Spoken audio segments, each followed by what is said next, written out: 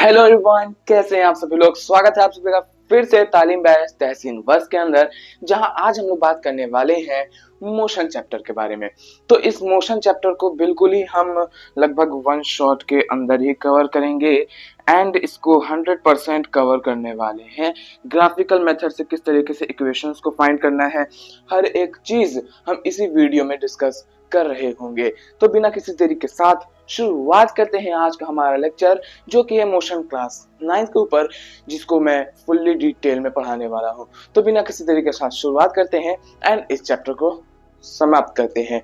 तो उसके पहले एक शायरी अर्ज करना चाहता हूं कि तालीम का सफर है, हर लम्हा खास होगा। तालीम का सफर है, हर लम्हा खास होगा, और तहसीन वर्ष के साथ हर मुश्किल आसान होगा। तो चलिए शुरुआत करते हैं मोशन चैप्टर एंड इसको पूरा खत्म करते हैं। तो चलिए शुरू करते हैं। तो चलिए सबसे पहले हम देखते हैं आज हमारा मोशन चैप्टर किस बारे में है, इसके अंदर हम लोग क्या क्या जानने वाले हैं, इन सभी चीजों के ऊपर हम चर्चा कर लेते हैं। तो जो हमारा मोशन है, मोशन जो कि हमारा एग्जैक्टली चैप्टर का नाम भी है ऑब्वियसली। तो इस चैप्टर को हम कुछ अलग तरीके से देखने वाले हैं। मोशन क्या किस चीज को डिनोट करता है, ये डिनोट करता है हमारा मूवमेंट को।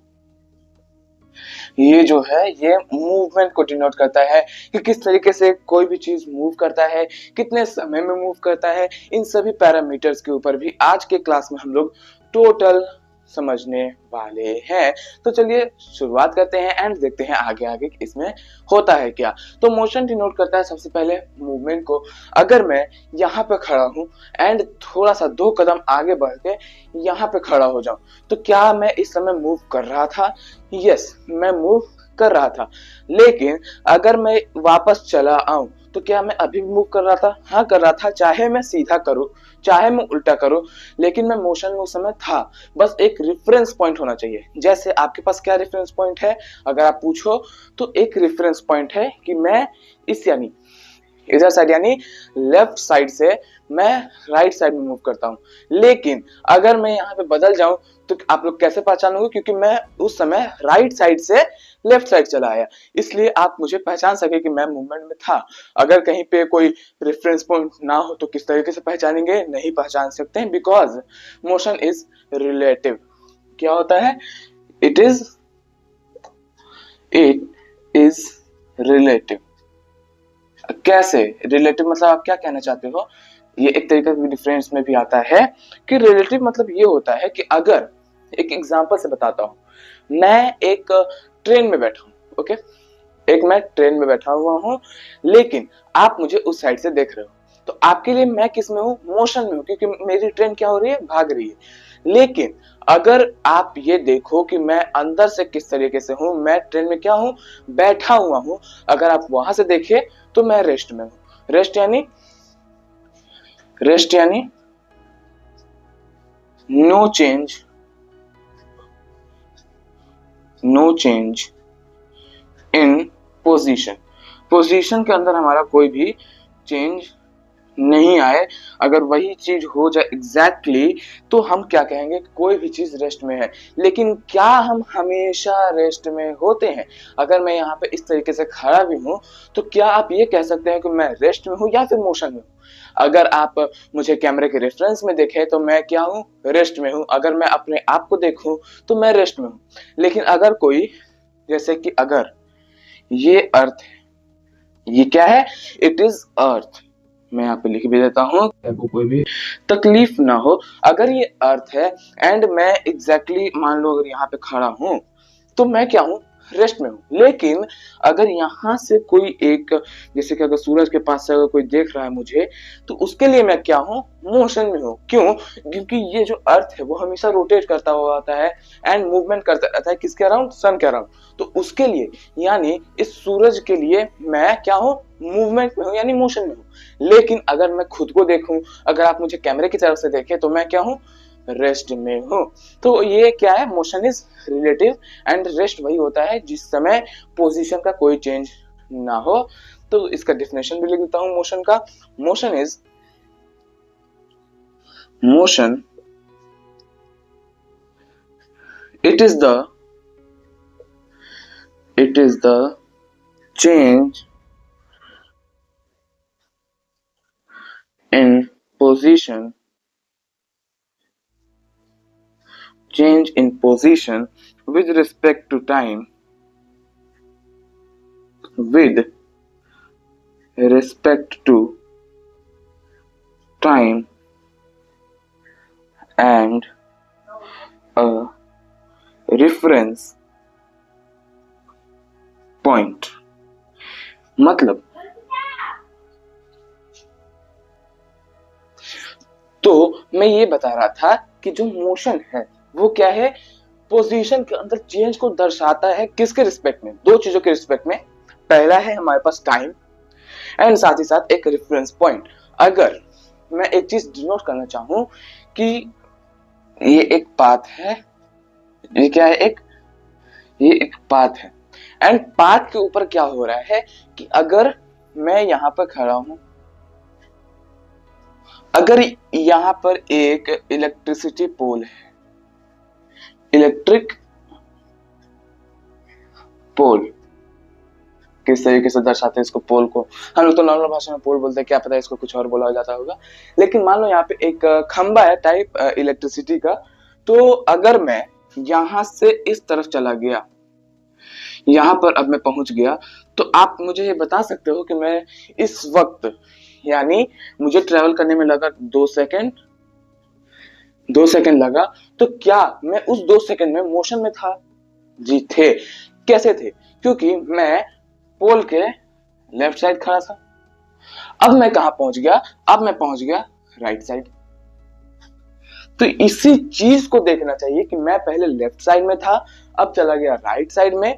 तो मैं उस 2 सेकंड के फ्रेम में, यानी यहाँ पे क्या देखा जा रहा है, विद रिस्पेक्ट टू टाइम, कि मैं 2 सेकंड के फ्रेज में मूव कर रहा था। लेकिन मूव पता कैसे चला कि मैं मूव ही कर रहा था?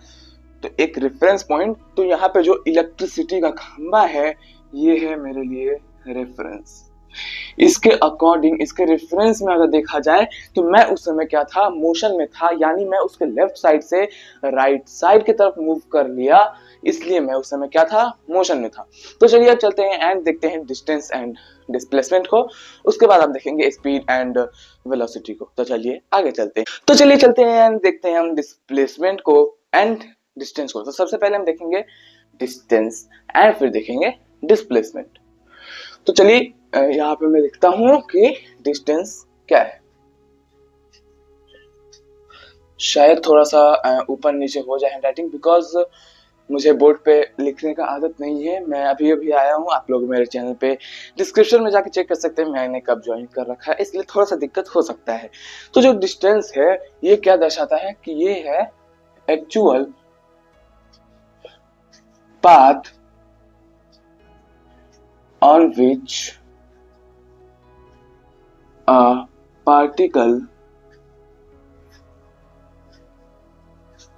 traveled. ओके, डिस्टेंस क्या होता है कि एक, यहाँ पे देखो, मुझे मत देखो अभी, पहले वहां पे देखो, उसके बाद मुझे देख लेना। ओके, तो ये क्या है, एक एक्चुअल पाथ है जिसपे कोई भी पार्टिकल ट्रेवल कर चुका है। यहाँ पे शायद आपको राइटिंग थोड़ा सा खराब लग रहा होगा, उसको मैं ठीक कर देता हूं। जहां पर पार्टिकल असल में ट्रेवल कर चुका है उसको हम लोग बोलते हैं डिस्टेंस। जैसे एक पॉइंट है यहां पर ए, एक पॉइंट है यहां पर बी। ओके, एक पॉइंट है ए, एक पॉइंट है हमारा बी। उसी तरीके से अगर मैं यहां पर इस तरीके से जाऊं,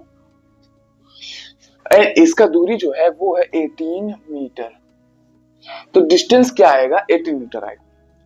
अगर मैं यहां से सीधे चला जाऊं, अगर इसका जो है ये अगर है हमारा 14 मीटर, तो हमारा डिस्टेंस क्या हो जाएगा, 14 मीटर। अगर मैं कुछ इस तरीके से चला जाऊं और इसका दूरी जो है वो है 20 मीटर, से तो वैसे ही होगा, लेकिन मैं 20 मीटर अगर लेके चलूं तो जो डिस्टेंस है वो मेरा हो जाएगा 20 मीटर। लेकिन अगर मैं वहीं पे डिस्प्लेसमेंट की बात करूं, डिस्प्लेसमेंट की बात करूं, तो वो क्या होगा, the shortest path, the shortest path between two points.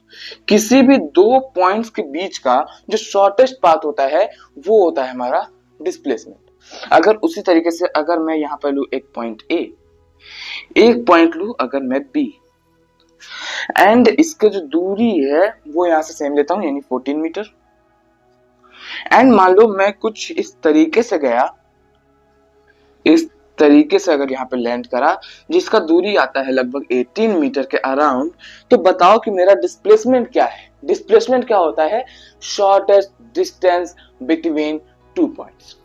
तो शॉर्टेस्ट डिस्टेंस जो है वो ए और बी के बीच, ये जो स्ट्रेट लाइन है वो है। स्ट्रेट लाइन का जो डिस्टेंस है वो कितना है, 14 मीटर। यानी जो डिस्प्लेसमेंट आएगा, displacement always be 14 meter. Displacement can't be changed between any two points, and it can be negative or positive, but it can't be negative. ये कभी भी निगेटिव नहीं हो सकता, एंड बट ये निगेटिव भी हो सकता है, साथ ही साथ पॉजिटिव भी हो सकता है। इसको कुछ हम अगर इस तरीके से देखें कि अगर ये मैंने एक्स एक्सिस बनाया, ए पॉइंट से स्टार्ट हुआ था इसका चलना, ओके, पहले ये गया 10 मीटर राइट साइड, एंड जब अगर हम ये जानते हैं कि अगर हम राइट साइड में जाएं तो ये पॉजिटिव होता है, यानी ये चला +10। अगर उसी तरीके से ये यहां से, मतलब इस तरीके से मैंने दिखा दिया, लेकिन ये उसी ट्रैक पर वापस आ गया एंड यहां पर आके रुक गया सी पर, तो जो इसका डिस्प्लेसमेंट है वो क्या हो जाएगा, जो डिस्प्लेसमेंट है वो इतना वाला दूरी हो जाएगा। ओके, ये वाला तो दूरी होगा यहां से लेकर यहां तक का, वो होगा हमारा असल डिस्प्लेसमेंट। तो डिस्प्लेसमेंट एंड डिस्टेंस आप लोग समझ चुके हैं। अब चलते हैं स्पीड एंड वेलोसिटी के ऊपर, एंड बिना किसी चर्चा के हम आगे चलते हैं। तो चलिए चलते हैं अब स्पीड एंड वेलोसिटी के ऊपर, जो कि हम कुछ यहां पे लिखते हैं। स्पीड, स्पीड क्या होता है, distance travelled in per unit time. Distance travel in per unit time is called speed. इसको लिख देते हैं हमें, डिस्टेंस ट्रेवल्ड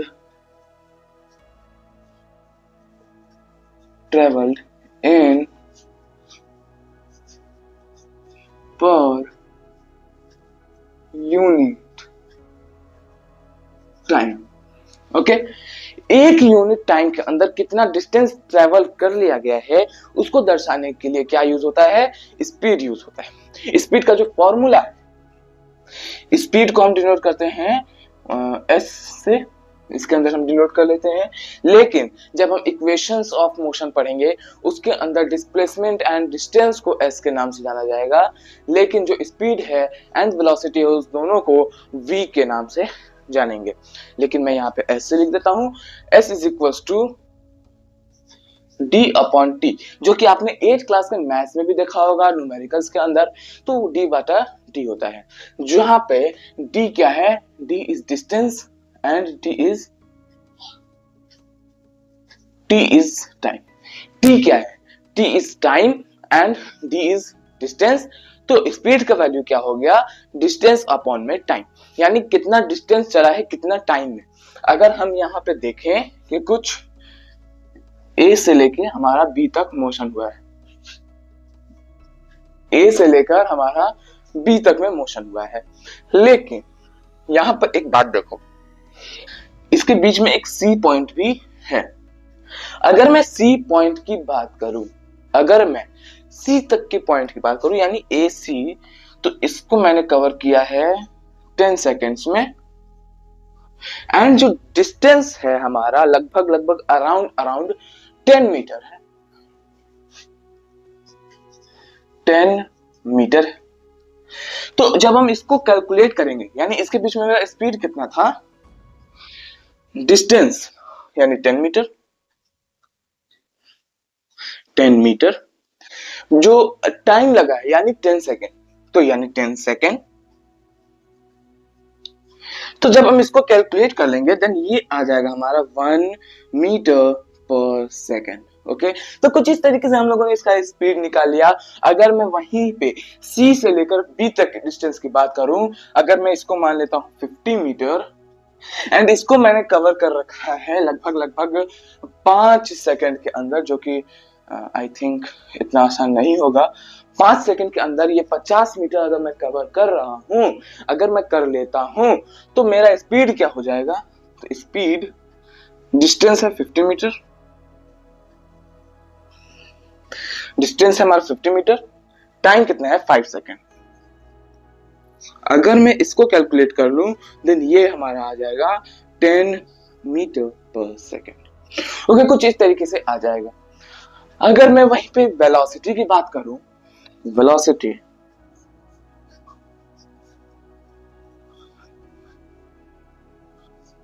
अगर मैं वहीं पे वेलोसिटी की बात करूं देन वेलोसिटी ये कहता है कि displacement travel in per unit time. यानी ये कुछ इस तरीके से होता है कि displacement travelled in per unit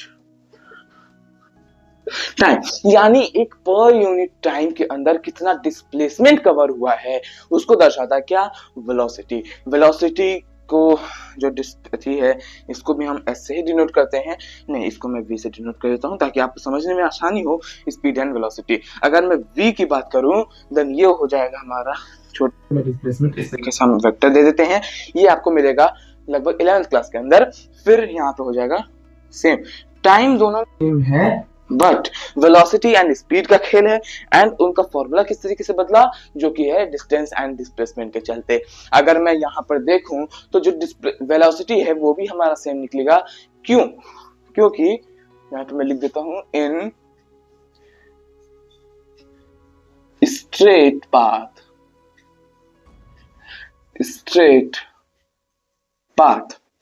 यानी स्ट्रेट पाथ के अंदर क्या होता है, स्ट्रेट पाथ के अंदर जो हमारा वेलोसिटी है वो स्पीड के बराबर होता है। ओके, लेकिन जो वेलोसिटी है वो कभी भी स्पीड से बड़ा नहीं होगा, एंड जो स्पीड है वो कभी भी वेलोसिटी से छोटा नहीं।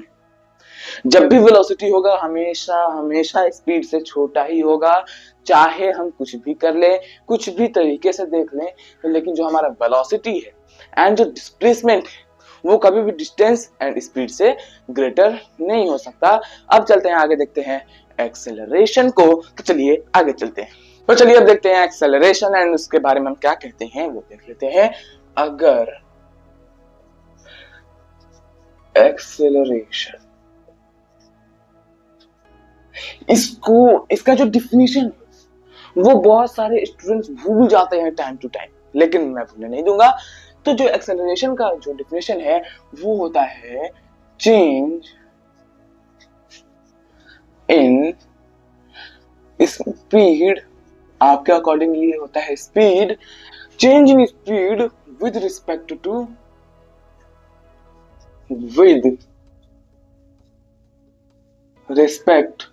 To time. ओके,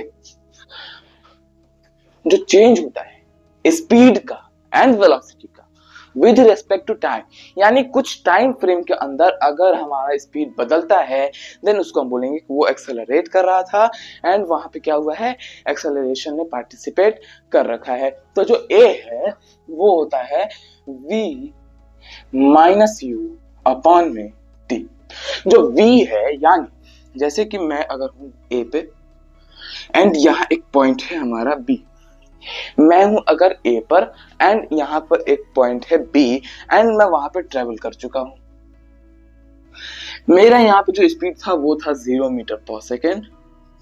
तो जो u है वो होता है शुरुआती, यानी ये क्या होता है v इनिशियल, यानी सबसे पहले हमारा जिस वक्त मैंने शुरुआत करा था उसके पास मेरा स्पीड क्या है। तो मेरा जो स्पीड है वो है u यानी 0। अगर मैं b तक की बात करूं कि मैं किस स्पीड से पहुंचा, वो होता है हमारा, मान लो मैं 20 मीटर पर सेकेंड की स्पीड से मैं वहां पहुंचा एंड मुझे लगभग टाइम लगा 4 सेकेंड का। तो बताओ कि मैंने कितना एक्सेलरेट करा एंड किस एक्सेलरेशन के रेट से मैं आगे बढ़ता चला गया। देन उसको करने के लिए फॉर्मूला लगाओ, ए मैं किस वेलोसिटी से पहुंचा वो होता है v, जो कि है 20 मीटर पर सेकेंड। देन ये होगा v अपॉन में u, v minus u upon में t। Then v minus u यानी 20 माइनस 0, t कितना है हमारे पास 4 सेकेंड। देन ये हो गया हमारे पास 5 एंड इसका जो यूनिट होता है वो होता है मीटर पर सेकेंड स्क्वायर, यानी जो हमारा पूरा रिजल्ट है एक्सेलरेशन कितना निकला वो है हमारा 5 मीटर पर सेकेंड स्क्वायर। तो हम लोगों ने एक्सेलरेशन को भी समझ लिया, हम लोगों ने distance, displacement, speed, velocity, motion, rest, लगभग हर एक चीज जो हमें चाहिए थी उन सभी चीजों के बारे में हम लोगों ने चर्चा कर चुका। अब चलते हैं आगे एंड देखते हैं इक्वेशंस ऑफ मोशंस। हमारे पास 3 इक्वेशन है मोशन के, उसको आगे चर्चा करते हैं। तो चलिए आगे चलते हैं एंड तो चलिए देखते हैं हम तीनों इक्वेशन जो कि हमारे मोशन के अंदर आते हैं। तो वहां पे मैं ये लिख देता हूं 3 इक्वेशंस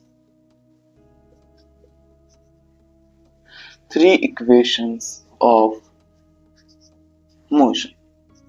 यहाँ पे 3 इक्वेशंस क्या है मोशन के, उसके ऊपर हम चर्चा कर लेते हैं। तो जो हमारा पहला इक्वेशन है वो है v is equal to U plus AT, जो कि आपको जेईई मेंस, नीट के एग्जाम तक आपको साथ देने वाला है। ये तीनों जो इक्वेशंस है वो आपको 11th 12th में भी दिखने वाले हैं। 11th में खास करके काइनेमैटिक्स, जो कि हमारा दूसरा चैप्टर है एनसीईआरटी के अंदर, लेकिन अगर हम बेसिक मैथ्स वगैरह सब लेके चले तो उसमें हमारा तीसरा आता है, जिसमें हम लोग इस वाले फॉर्मूले को देख रहे होंगे। तो दूसरा जो है वो है कुछ इस तरीके का, जो कि है S, जो कि यहाँ पे डिनोट करता है डिस्प्लेसमेंट यानी डिस्टेंस, कुछ भी मान लो यहाँ पे, क्योंकि आपके जो सिलेबस में है वो हमेशा स्ट्रेट लाइन के बारे में ही बात होने वाला है। क्योंकि जो 2D का मोशन है वो आप 11th क्लास में ही पढ़ेंगे, जो उसका अलग एक चैप्टर है मोशन इन अ प्लेन, उसमें आप इसको चर्चा कर रहे होंगे। लेकिन यहाँ पे आप मोशन इन स्ट्रेट लाइन पढ़ रहे हैं, उसका भी थोड़ा सा पोर्शन पढ़ रहे हैं। ओके, देन ये होगा S is equal to UT plus में हाफ AT स्क्वायर। जो ये इक्वेशन है वो दर्शाता है कि जो स्पीड है वो क्या है UT plus half AT square. इसको मैं समझाने की तो कोशिश नहीं कर सकता, लेकिन मैं आपको इसको यूज करने का तरीका जरूर बताऊंगा। तीसरा जो हमारे पास इक्वेशन है वो होता है V स्क्वायर माइनस का U स्क्वायर बराबर 2AS। लेकिन अगर हम देखें बहुत सारे रेफरेंस बुक्स के अंदर कुछ इस तरीके से ये फॉर्मूला लिखा होता है कि V स्क्वायर बराबर U स्क्वायर प्लस में 2AS। दोनों इक्वल है, बस सिंबल चेंज करके इक्वल्स के उस साइड हमें भेज दिया गया है, लेकिन दोनों फॉर्मूला क्या है वो दोनों इक्वल है। अब इनके डेरिवेशंस के ऊपर चलते हैं, ग्राफिकल मेथड के ऊपर, कि ग्राफ में हमें इसको कैसे किस तरीके से हमें ढूंढना है उसको हम देख लेते हैं। तो चलिए आगे चलते हैं। अब हम आ चुके हैं ग्राफिकल डेरिवेशंस ऑफ तीनों इक्वेशंस का। तीनों इक्वेशन के हम लोग डेरिवेशन करने वाले हैं ग्राफिकल मेथड से। तो मैं तीनों इक्वेशन को यहीं पे छोड़ देता हूं ताकि आपको देखने में आसानी हो। मैं ट्राइपॉड को कुछ इस तरीके से टिल्ट करता हूं, इस साइड। हाँ, अब यहाँ पे देखो, नजर डालो यहाँ पे कि ये एक ग्राफ है। इस साइड है हमारा V, इस साइड है हमारा T, जिसको हम बोलेंगे VT ग्राफ। अगर हम यहां से उठ के यहां चले जाते हैं, अगर हम यहां से उठकर यहां चले जाते हैं एंड, तो ये क्या होगा कि मैंने शुरुआत करा 0 से, तो ये जो है ये वाला कुछ दूरी ये होगा U। ओके, एंड इस तरीके से मैं कर देता हूं, लेकिन ओके। एंड जब मैं इसको इस तरीके से कर दिया इसको मैंने घेर दिया एंड ये पूरा यहां से लेकर यहां तक ये क्या है, v है। ओके, इतना दूर क्या है, v है। अगर ये u है, अगर ये v है, तो ये वाला जो पोर्शन है वो क्या हो जाएगा, v माइनस यू। एंड इतना दूर का जो टाइमिंग है वो क्या लगा, t। तो जो चेंज इन स्पीड, हम लोगों ने एक्सेलरेशन का फॉर्मूला क्या पढ़ा था, चेंज इन स्पीड या फिर वेलोसिटी। तो चेंज ये वाला है। अगर हमको ये वाला पता करना है तो हम क्या लगाएंगे, a का वैल्यू पहले हम निकाल लेते हैं। a क्या आएगा हमारे पास, v minus you upon T. Okay, यहां तक तो आपको समझ में आया होगा। अगर कोई भी चीज को समझने में आपको दिक्कत आता है तो आप मुझे बताना, मैं उसको समझाने की हर पल कोशिश करता रहूंगा। ओके, अब चलते हैं आगे एंड यहाँ पे देखते हैं। तो जो a है वो आ चुका v माइनस यू अपॉन में t। किस तरीके से आया, अगर ये भी आपको नहीं समझ में आया तो प्लीज कमेंट कर देना, मैं इसको इलेबोरेट कर दूंगा। तो जो a है, अब यहाँ पे देखो, इसको क्रॉस मल्टीप्लाई करते हैं, देन ये हो जाएगा at बराबर v माइनस यू। तो जो अगर हम v इस साइड रखने दें, देन ये इधर साइड आके u प्लस at हो जाएगा। अगर हम इसी को पलट दें, यानी v is equal to u plus at कर दें, तो क्या हमारा पहला इक्वेशन सेटिस्फाई हो गया? हाँ भैया, ये तो हो गया। यही मैं आपको बताना चाहता हूँ। अब चलते हैं, देखते हैं दूसरे वाले इक्वेशन ऑफ मोशन को एंड उसको भी अच्छे से समझने की कोशिश करते हैं। तो चलिए आगे चलते हैं। इसको भी हम उसी वाले इक्वेशन से, उसी वाले ग्राफ से ही हम समझने वाले हैं। तो वो ग्राफ कुछ इस तरीके का है कि हमको पता करना है क्या, एस क्या होता है, इसका पूरा एरिया होता है, इसका जो है पूरा एरिया होता है। अगर हम सबसे पहले इस वाले एरिया की बात करें, देन ट्राइंगल का होता है हाफ बेस इनटू हाइट होता है। तो जो बेस है, बेस क्या है हमारा, नहीं बेस है हमारे पास t, एंड ये क्या है हमारे पास v माइनस यू हाइट। अगर हम इसको कुछ अलग तरीके से ट्विस्ट करें, देन ये हो जाएगा s is equal to half v minus U into में t। लेकिन मुझे तो इस वाले इक्वेशन में v चाहिए ही नहीं, यहाँ पे तो मेरे पास v है ही नहीं, तो मैं इसके जगह पे ये पुट करता हूं, देन ये हो जाएगा हाफ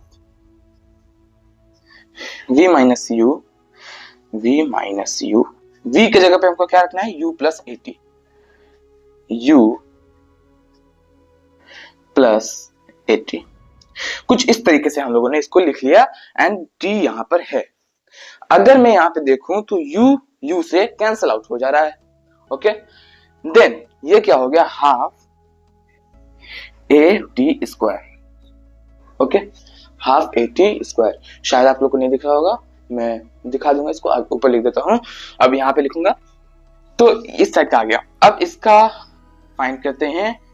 तो जो रेक्टेंगल का होता है वो होता है लेंथ इनटू ब्रेथ, तो वो है हमारे पास u एंड t। अब दोनों को ऐड कर देते हैं, s1 आ गया, s2 आ गया। अगर हम s पूरा बात करें तो ये हो जाएगा s1 प्लस में s2, तो ये कुछ इस तरीके का हमारा बन जाएगा कि ut प्लस में half at square, ut plus का हाफ at स्क्वायर। हम लोगों ने एक इक्वेशन को, दूसरे इक्वेशन को भी हम लोगों ने निकाल लिया।